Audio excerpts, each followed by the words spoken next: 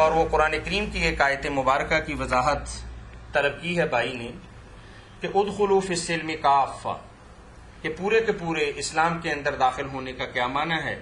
وضاحت فرما دیں۔ ادخلوا فی السلم کافہ، پورے کے پورے اسلام میں داخل ہو جائیں۔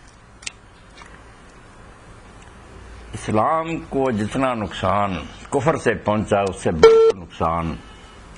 دو رنگی سے پہنچا کہ لوگ اسلام قبول کر لیتے ہیں، مسلم اپنے آپ کو کہلاتے ہیں، مگر عملاً ان کا کردار کافروں والا ہوتا ہے۔ یہ جو تضاد ہے ان کی زندگی میں پایا جاتا، قول و فعل میں اختلاف، کہتے کچھ ہیں کرتے کچھ ہیں، یہ کھلے کافروں سے بھی زیادہ دین کو برباد کرنے والی بات ہے۔ اس لیے ایسے لوگوں کی مردم شماری سے ہم کہتے ہیں کہ مسلمان اتنے ہیں، وہ ایسے ہی جیسے کسی کے جسم پر بیماری کی وجہ سے بہت زیادہ گوشت آ جائے، وہ سوج جائے تو اس آماس کی موٹاپے کی وجہ سے بظاہر تو نظر آتا ہے بہت موٹا تازہ، حالانکہ وہ تندرست نہیں ہوتا، نکما۔ تو اتنے مسلمان اگر ہو جائیں مگر ان کا حال یہی ہو کہ دین کی کوئی بات مانے کوئی نہ مانے،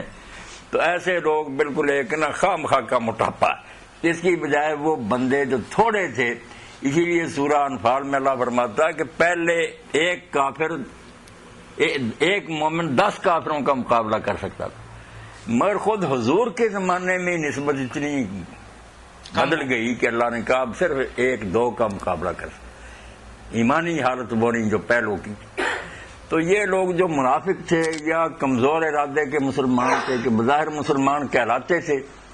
مگر پورے اسلام پر عمل نہیں کرتے تھے، اس کو پرچون کی دکان سمجھتے، جو سودا پسند آیا لے لیا، جو جی چاہا چھوڑ دیا۔ ان کو اللہ نے کہا کہ اے ایمان کے دعوے دارو، اور یہ بات میں کئی مرتبہ دہرا چکا، آپ بھی ذہن میں رکھیں کہ اکثر یا ایھا الذین آمنوا منافقوں کو کہا گیا، سچے مومنوں کے لیے شاید ہی کہیں آیا۔ جو بے ایمان لوگ تھے نا مگر کہلاتے تھے کہ ہم مومن ہیں، ان کو اللہ شرم دلاتا ہے کہ اگر تم دعویٰ کرتے ہو کہ ایمان لائے تو لاج رکھو، اس کی نبھاؤ اس بات کو۔ تو ان کو اللہ پاک نے کہا کہ اسلام میں اگر داخل ہوئے ہو تو پورے کے پورے ہر حکم اللہ کا مانو، یہ نہیں کہ کوئی باتیں اللہ کے دین کی مان لی، کوئی کہا میرا نہیں جی چاہتا یا مجھے اس میں کوئی مشقت نظر آتی ہے، تکلیفیں ہوتی، چھوڑ دی۔ جیسے اب ہمارا کسی کو نماز پسند ہے پر روزہ نہیں رکھ رہا، کوئی حج عمرے پر بھاگا پھرتا، زکوٰۃ نہیں دیتا، تو ایسا دین جو ہے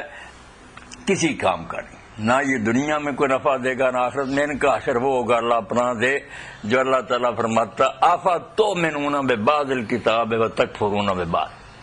اللہ کی کتاب کا کچھ حصہ مانتے ہو کچھ کا انکار کرتے ہو، فما جزاء من یفعل ذلک منکم الا خزی فی الحیاۃ الدنیا۔ یہ دیکھو ہو رہا پورا، جو قوم اللہ کے کلام کے ساتھ یہ ٹھٹھا کرتی ہے اس کو یہ بدلہ پھر ملتا ہے کہ وہ دنیا میں بھی ذلیل و رسوا ہوتے ہیں، وَيَوْمَ الْقِيَامَةِ يُرَدُّونَ إِلَىٰ أَشَدِّ الْعَذَابِ، وہاں سخت عذاب میں مبتلا ہوں گے کہ جو نہیں مانتے تھے وہ تو کم وقت نہیں مانتے تھے، تم ماننے کا دعویٰ کر کے یہ کرتے رہو۔ اس لیے اسلام میں داخل ہونا ہے تو پھر ایک دل ہی ہونا چاہیے، کئی دل نہیں ہونا چاہیے، ایک ہی ارادہ،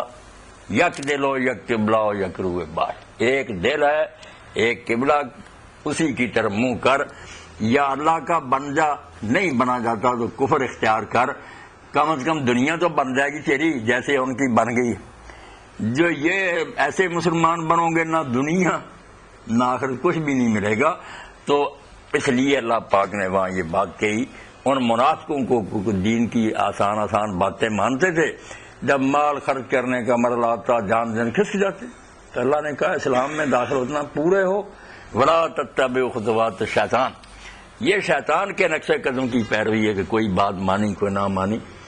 یہ ان کے بارے۔ تو زیادہ آپ دیکھیں گے کہ یا ایھا الذین آمنوا، اللہ تعالیٰ بجائے صاف کہنے کے کہ منافقوں بے ایمانوں ایسے نہیں کہتا، اندازہ جو ہے نا وہ یہی ہے اللہ تعالیٰ تربیت کے لیے کہ ان کو مومن ہی کہہ کر کہتا ہے کہ مومن کہلاتے کو حیا کرو۔ تو اس سے یہ بھی پتا چلا کہ تبلیغ کے لیے یہ طریقہ کوئی نہیں کہ ہم کھڑے ہو جائیں اور مشرکو بے ایمانوں کافرو، نہیں، یہ کہیں کہ مسلمانوں رسول اللہ کے عاشقوں دین کے محبوں، یہ کرو، یہ طریقہ ہے۔